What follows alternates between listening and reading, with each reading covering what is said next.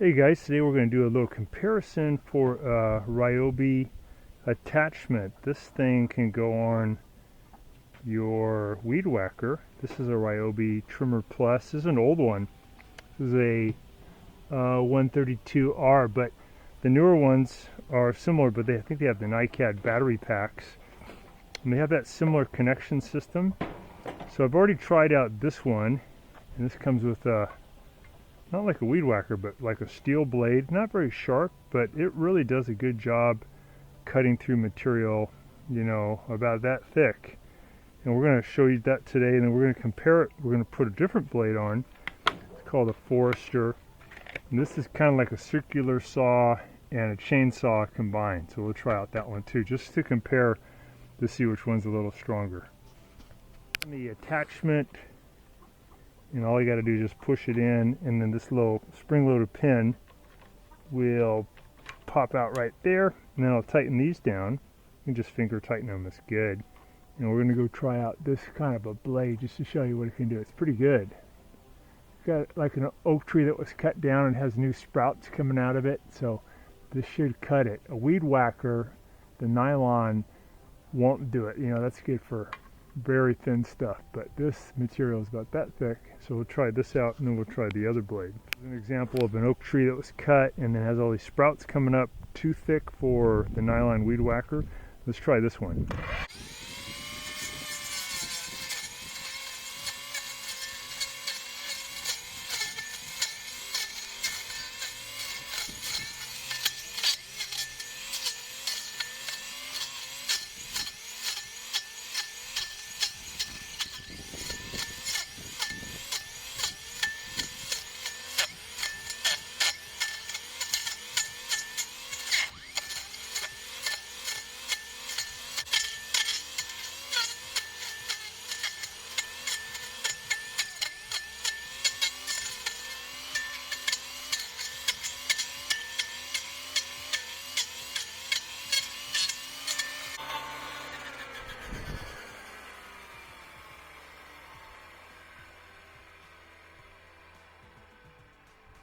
So that's pretty good. It's about $60. It's a Ryobi Expand-It Attachments.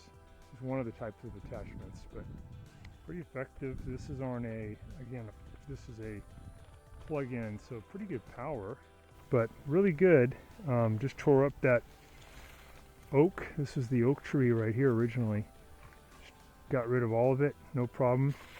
So we're going to try the other one on a similar tree, the other blade, and see if it's even better. But this is, I'm really happy with this.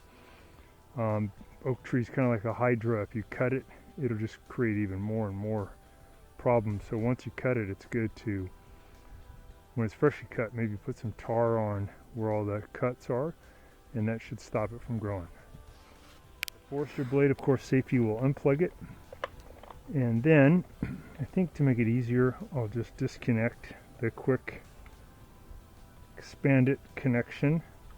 So you can get these that have the weed whacker attachment. You can get this big steel attachment. You can get an edge trimmer, a couple of them, but it's pretty cool, pretty easy to get on and off. I'm going to press this little button, slide out the extension, and then we'll try on this extension a different blade just for fun.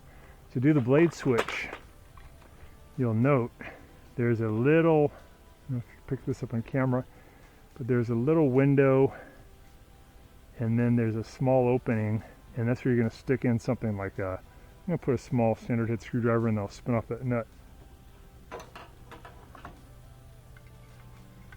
And I'm just going to block that from moving. There we go. And I'll just use a crescent wrench and get this nut off.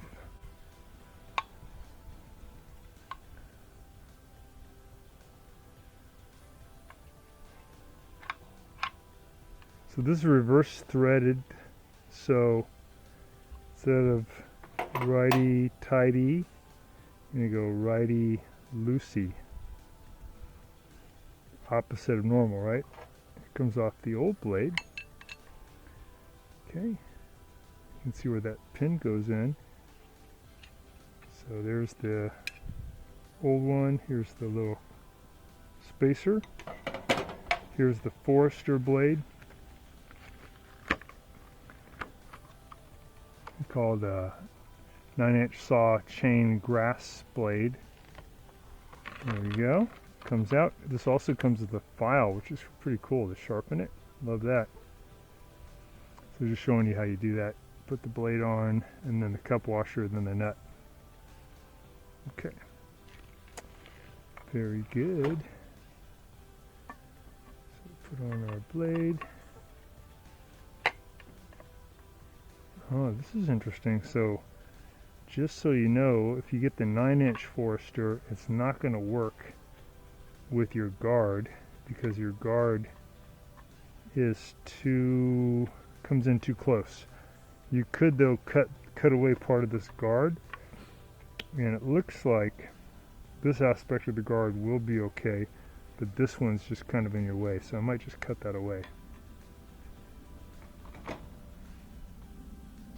So I got to get rid of about that much metal to make that work, so I'm just going to fatigue that metal by going back and forth. Just snap off that part of the guard and we should be good. So I'm just bending back this pot metal back and forth a couple times, and then it'll fatigue, crack off. You could just use a hacksaw blade, work just as good. Just doing this if you were in the field, you didn't have a blade with you. If you had a wrench, you could do it. Just use what you got.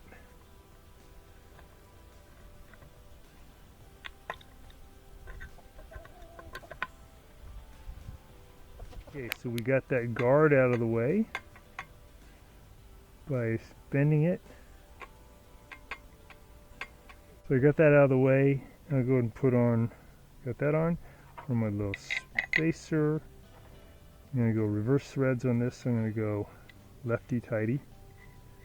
So weird, huh? We'll put in that little block and then we'll tighten it up.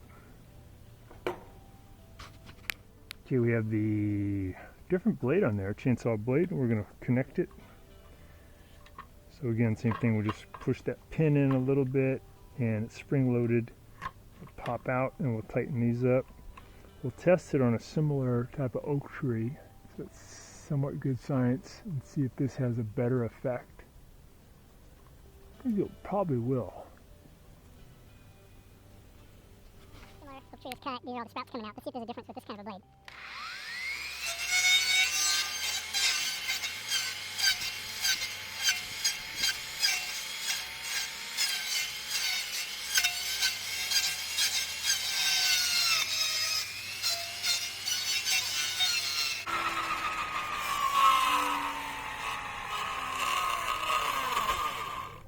Okay, so far not good. It's possible this blade needs to be flipped. Let's try that. We'll come back. But so far the comparison, the original blade is much better.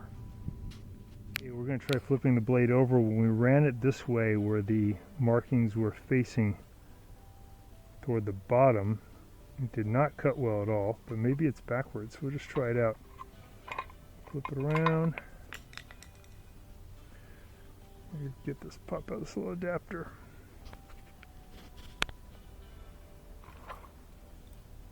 Okay.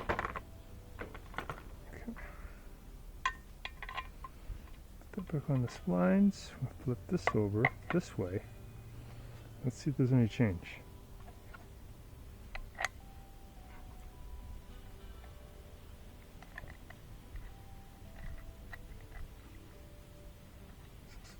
Backwards threaded. Okay. So now you can see the label, when you're working you can see the labels on top. See if there's a change. Chainsaw blades, definitely if you have them on backwards, they're not going to cut anything, so that might be what's going on here. Doesn't really show on the directions clearly. So you got a 50% chance. Alright, let's tighten this up.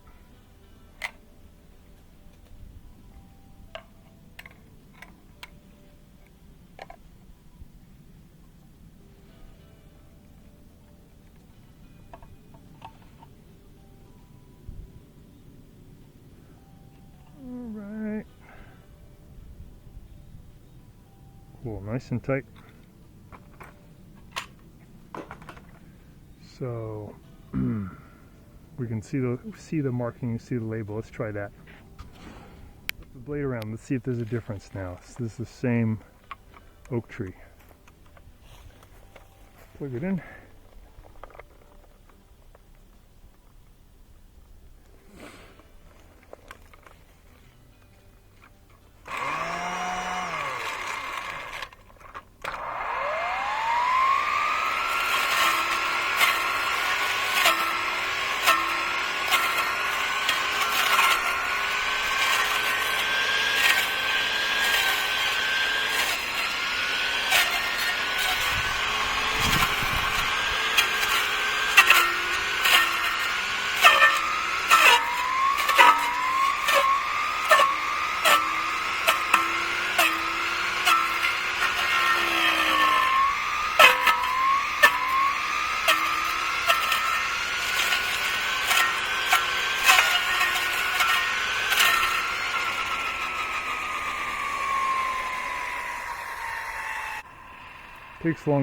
Takes longer to decelerate, more momentum, but definitely flipping it around so the blades are cutting correctly with the markings facing you, facing up, makes a huge difference. So that's definitely a better blade than the original. It even cuts basically like a skill saw through this big oak tree. It's very impressive. Let's do it on this one. This is a privet, so this will be actually easier to go through.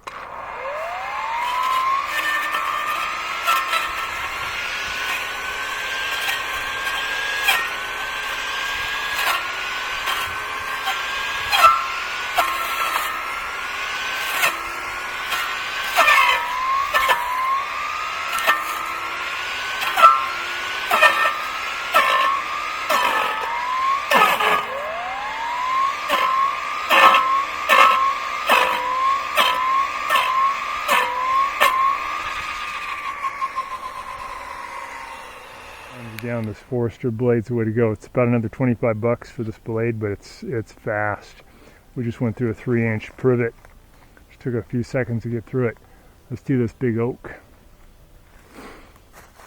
Very impressive.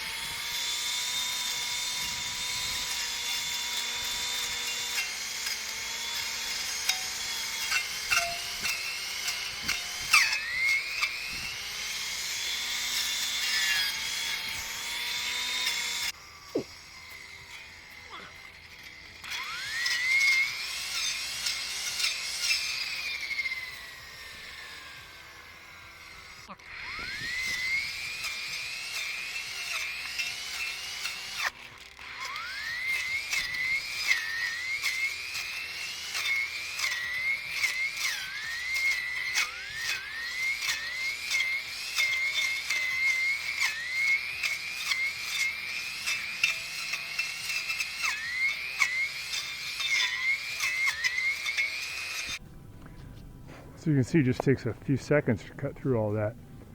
You could do a job like this within just minutes. So it's a great system. So I'm really impressed with this Forester blade on the Ryobi attachment for the Expand-It. Very effective. I was going through oak branches about that thick. Just eats right through it.